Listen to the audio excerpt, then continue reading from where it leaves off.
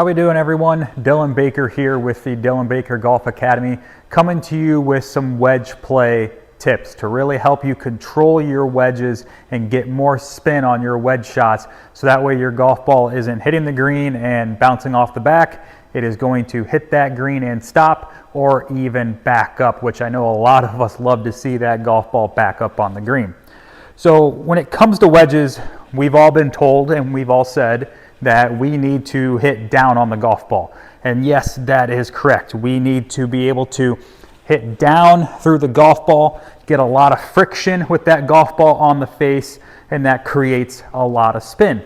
But I feel a lot of people misinterpret what it actually means to hit down on the golf ball. A lot of people, when they think hit down on the golf ball, they think straight up and down. I need to really hit down on the golf ball. But when we talk about hitting down on it, especially with attack angle, if you're on a launch monitor, it has more to do with the horizontal attack as opposed to the vertical attack. If I have a golf ball that sits right here and I'm going to have a very good attack angle, my club is going to bottom out 4, 5, 6 inches up in front of that ball, and that's what's going to create a lot of friction on that face and get a lot of spin. So to get a stronger angle of attack, I need to move the low point of my swing more forward. But we need to also understand that steep, in terms of attack angle, does not mean deep. So what I mean is that that swing does not need to go very deep below the surface. So if the club here was the surface of the ground, that swing does not need to go very deep below that surface. It can go very shallow in terms of the deepness into the earth and still be a strong attack angle.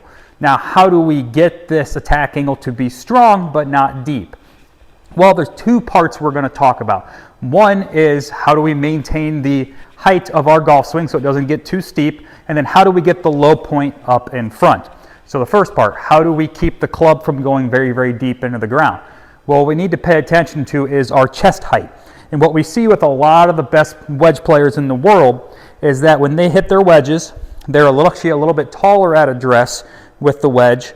When they take their backswing, they're a little bit taller with the wedge. And then when they come down into the golf ball, so their hands and arms go down, their chest maintains its height. It doesn't drop down really low like sometimes we see with full swing irons. And also, it actually gets taller through impact, and post-impact, the chest actually lifts and gets a little bit taller. So again, to reiterate that, taller at address, a little bit taller in the backswing, hands and arms go down, but we maintain that chest height. We don't drop it down, we maintain the height. As the club gets through impact and into the low point of the swing, we're then actually going to feel like it's taller. So it's almost like we're lifting the golf ball post-impact, okay? So I want to reiterate that again. We don't want to lift the golf ball off the ground. We want to lift post-impact. So we make contact with the ball, post-impact, we then lift that club up. And I feel like I see a lot of players trying to hit down on the wedges look something like this, and then they hit the ball, and then their club just sticks in the ground up here because they're so low. And they've gotten so down because they've been told to hit down through it really aggressively, and that's what we've all been hearing, but they don't know how to actually lift up through, okay? So that's the first part. We need to maintain a good height with our upper body and our chest throughout the entire swing, so that way we don't get very deep into the ground. Now the second part is, how do we get the low point forward? Because that's going to give us a lot of friction and the really good contact. So for wedges, I like to set up, we set up a little bit more narrow on the stance. I like to play the golf ball slightly back in my stance, so about 1 to 2 golf balls back from center. And then in terms of the low point, we need to feel like the low point is up off of the left heel. So kind of like where we would play driver if we actually had a driver stance, low point up here. But since we're with with a wedge, a little bit narrower stance, low point is going to be up off the left heel. Now this is a challenge for some people, because they try to hit the golf ball and lift the golf ball. But we're trying to hit the ground up in front of the golf ball 4, 5, 6 inches. So what I'm going to do is I'm going to place a tee or a clunk of grass, something up there just in line off of my left heel. And then I'm going to take a backswing, maintain my height, as I said earlier, maintain the height through the downswing, but I want you to feel as if the low point of your swing, so when your arms are extended, the low point of your hands is just inside of your left thigh. And you notice right there that my club is right at the tee right there. My hands are as low as they're going to get. I still maintain my chest height. And then from here, I can actually then lift that tee off the ground. So if we put this into practice, it would look something like this. So I have my golf ball just off of where I would swing. So I'm not going to hit the golf ball yet. I got this tee or clump of grass about 4 or 5 inches in front. I got my stance. And then from here, my thought is maintain a little bit of height and then try to lift this tee off the ground. Okay.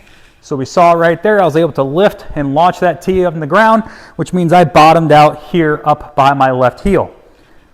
Now, after we do that successfully a few times in a row, we're then going to put the golf ball back in position.